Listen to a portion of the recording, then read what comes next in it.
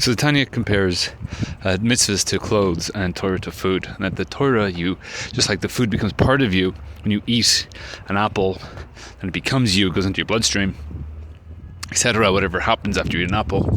So to the Torah, in which you learn, and so it becomes part of you.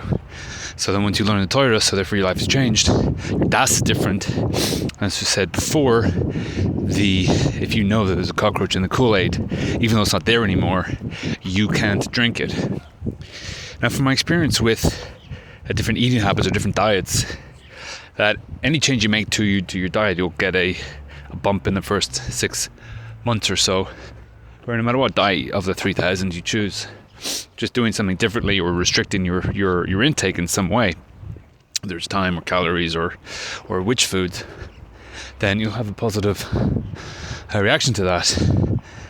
And then after about six months, your body will just try to go back to normal.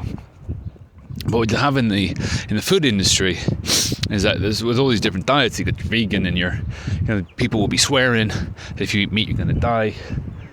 I think Jordan Peterson's on a meat-only diet, which is pretty opposite to the vegan diet. Everyone's got, and that saved his life or whatever. And you got all these different diets going on, and like there's a huge machloket in the dietary world, and people are willing to kill people, for if you're not vegan or whatever it is, and there's like a huge machloket in the world of veganism. And one person's diet, lots of people try diets and they don't work for them, and other people have the diet that works for one guy is not necessarily going to work for another. And then you'll have, because people have their own experiences, and then they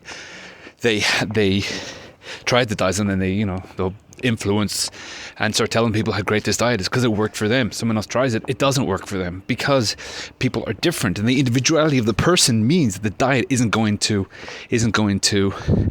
work for them. So you have in the Torah, since the Torah is the food, so therefore you have to have machlokesim.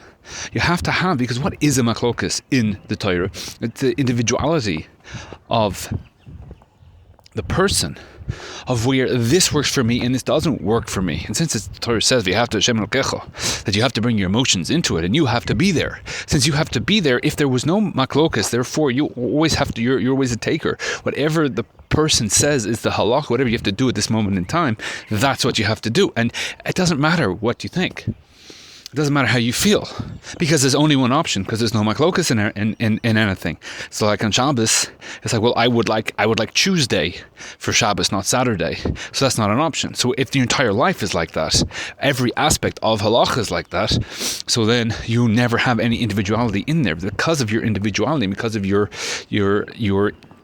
personalization that God wants you in the relationship. So therefore it has to be a machlokas, because the machlokas is saying this is where I see myself. So therefore you'll have a simple shaila, and you'll have two sides on it, and which one makes more sense to you? Where do you find yourself in it? And if there's only, so you'll have, let's say, 5 shitas or 2 shitas or whatever it is, you have to find yourself in those shitas. That's why you have a machlokas. And if you don't have a machlokas, therefore you're not there. You have no option, you have no feelings, and no one cares about what your involvement in there.